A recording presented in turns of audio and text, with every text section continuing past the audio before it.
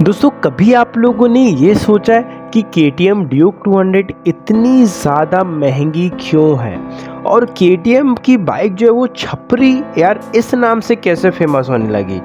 एक ऐसी बाइक जिसकी टेक्नोलॉजी सबसे बेहतरीन है, सबसे ज़्यादा अच्छी परफॉर्मेंस देती है यार, इसमें लोगों ने इसे छपरी नाम से कैसे फेमस कर दिया। आज की इस वीडियो में दो बातें करने वाले हैं। पहली बात तो ये कि KTM ड्यूक 200 इतनी कॉस्टली क्यों है और दूसरी बात तो ये इन्होंने इसे छपरी बाइक क्यों बना के रखा है। ये एक बहुत बड़ा टॉपिक है, इस वीडियो में बात करने वाले हैं। चलिए इस वीडियो को शुरू करते हैं। दोस्तों सबसे पहले बात कर लेते हैं कि लोगों ने KTM ड्यूक 200 या KTM की किसी बाइक को भी छपरी कहने का क्या रीज़न है। देखिए जैसे मैं हमेशा कहता हूँ, अभी भी कह रहा हूँ, पहले भी मैंने कहा है कि भाई ध्यान रखिए, कभी भी कोई बाइक छपरी नहीं होती, एक इंसान छपरी होता है। ठीक है, तो भाई ये जो अपनी क्रोनोलॉजी आइडियोलॉजी बना के जो रखे हो कि भाई KTM एक छपरी बाइक है, तो मैं उनसे सिर्फ एक ही कहना चाहूँगा कि भाई ये चीज़ वही कहते हैं जो कि ना सुपर स्प्लेंडर चलाते हैं या फिर होंडा की एक्टिवा चलाते हैं। तो वो लोग जो है ना इंस्टा और यूट्यूब में ज्ञान फैलते हैं कि KTM एक छपरी बाइक है। मेरे भाई तुम्हारी एक्टिवा में ना जितनी टेक्नोलॉजी है वो KTM की बाइक्स की 10% टेक्नोलॉजी के बराबर भी नहीं है। पहले आप इस बात को समझिए।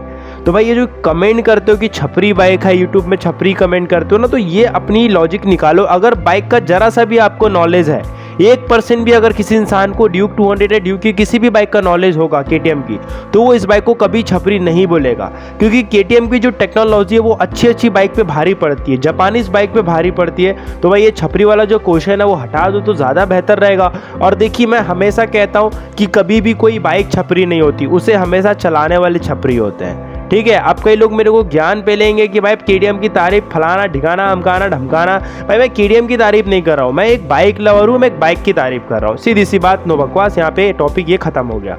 बात करते हैं ड्यूक 200 कॉस्टली क्यों है। देखिए आपको मैं बताना चाहूँगा कि KTM ड्यूक 200 में आपको जो चीज़ें मिलती है वो दूसरी कंपनी की कंपेरिजन में बहुत ज़्यादा बेहतर मिलती है।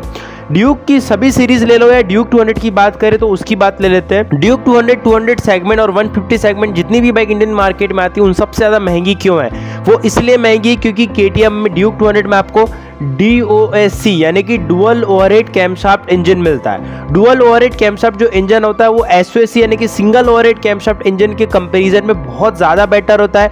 बात आती चाहे वो परफॉर्मेंस की टर्म पे हो या फिर बात आती है वो टॉप एंड के टर्म पे हो या फिर बात आती है कि इंजन वाइब्रेशन पे हो, इन मामले में जो DOSC इंजन होता है वो ज़्यादा बेहतर होता है।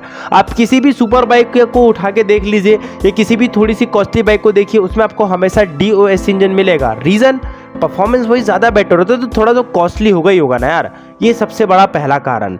दूसरा कारण ये कि ड्यूक 200 क्यों महंगी हुई है दोस्तों, इस बाइक की पावर।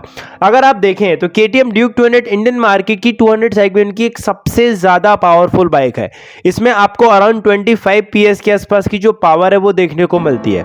तो ये दूसरा सबसे बड़ा कारण है कि ड्यूक 200 थोड़ी सी कॉस्टली है, क्योंकि दोस्तों ऑब्वियस सी बात है इसमें आपको पावर भी तो वैसे ही देखने को मिल। नंबर 3 का रीज़न वो है दोस्तों इस बाइक की ऑब्वियस सी बात है ड्यूक 200 की बिल्ड क्वालिटी। अब आपको पता है कि भाई आपने यामा की MT-15 और R15 की फेयरिंग क्वालिटी देखी है, एक मुक्का मारोगे 2 टुकड़े में बढ़ जाएगी उसकी फेयरिंग। बट आपने RC और ड्यूक की फेयरिंग देखी है, भाई इतनी ज़्यादा मजबूत आपको मिलेगी। यहाँ पे मजबूत प्लास्टिक का यूज़ किया है, तो ऑब्वियस सी बात है दोस्तों यहाँ पे बिल्ड क्वालिटी भी आपको ज़्यादा बेहतर मिल रही है। तो ऑब्वियस सी बात है बाइक थोड़ी सी महंगी तो रहेगी ना, ये भी एक बहुत बड़ा रीज़न है ड्यूक 200 का महंगा होने का। चौथा जो रीजन है वो है दोस्तों इस बाइक की ब्रेकिंग सिस्टम। इस बाइक में आपको शुरू से dual channel anti lock braking system देखने को मिल रहा है, ऑलमोस्ट शुरू से आप कह सकते हैं। तो ऑब्वियस ही बात है कि NH 200 में अभी भी आपको डुअल चैनल ABS नहीं मिलता और MT-15 में अभी भी आया, तो MT-15 भी तो 2 लाख रुपए पार कर चुकी है। तो ऑब्वियस ही बात है दोस्तों ड्यूक 200 का महंगा होने का रीजन एक ये भी बनता है कि आप लोगों को बाइक में ना काफी ज्यादा अच्छी ब्रेकिंग परफॉर्मेंस देखने को मिलती है। और 4 पिस्टन कैलिपर्स ना तो MT में आता है, ना तो NS में आता है, ना तो RS में आता है, किसी में नहीं आता। तो इस वजह से भी दोस्तों जो अपनी ड्यूक 200 है वो थोड़ी सी महंगी आपको देखने को मिलेगी। बात कर ले नेक्स्ट रीजन के बारे में, तो है दोस्तों इस बाइक के सस्पेंशन। अब आपको पता है कि ड्यूक 200 में जो सस्पेंशन मिलते हैं वो UHD फोक्स मिलते हैं, बट साइज वाइज भी वो सबसे ज़्यादा बड़े हैं। अगर आप किसी भी बाइक से उसकी कंपैरिजन करते हो तो इसमें आपको 43 mm के WP के अपसाइड डाउन सस्पेंशन मिलता है। आप किसी बाइक से भी कंपेयर कर लो, किसी भी बाइक में ये साइज के सस्पेंशन नहीं मिलते इस सेगमेंट में। और हाँ, इसके जो WP के मोनोशॉक यानी कि जो रियर सस्पेंशन है वो भी बहुत ज़्यादा बेहतर मिलते हैं as compared to other bike. तो ये भी एक बहुत बड़ा रीज़न है कि KTM ड्यूक 200 थोड़ी सी आपको कॉस्टली देखने को मिलेगी। जो नेक्स्ट रीज़न है दोस्तों वह इस बाइक के टायर साइज़। अब आप इस सेगमेंट की 200 सेगमेंट की 150 सेगमेंट की कोई भी बाइक इंडियन मार्केट की उठा लीजिए, इवन मैं तो बोलूँगा कि भाई 250 सेगमेंट की बाइक भी उठा लीजिए, कुछ ऐसी है जिनमें आपको ड्यूक 200 इतने वाइड टायर देखने को नहीं मिलेंगे। ड्यूक 200 का जो टायर साइज़ है वो आपको बहुत बेहतरीन देखने को मिलता है। बड़े टायर है तो ग्रिपिंग मिलती है, कॉर्नरिंग भी काफ़ी अच्छी तरीके से कर सकते हैं। तो ये भी एक बहुत बड़ा रीज़न है कि KTM जो ड्यूक 200 है वो थोड़ी सी कॉस्टली है as compared to other bikes. बाकी KTM के जितने भी पार्ट्स आपको मिलेंगे काफ़ी प्रीमियम मिलेंगे, ये चीज़ मैंने नोटिस की है। भाई चलती है बाइक, इंजन क्वालिटी भी बहुत अच्छी है। बाकी दोस्तों और भी बहुत सारे रीज़न है, लेकिन वीडियो को ज़्यादा लंबा नहीं खींचना चाहता। उम्मीद करता हूँ आपकी छोटी सी वीडियो अच्छी लगेगी।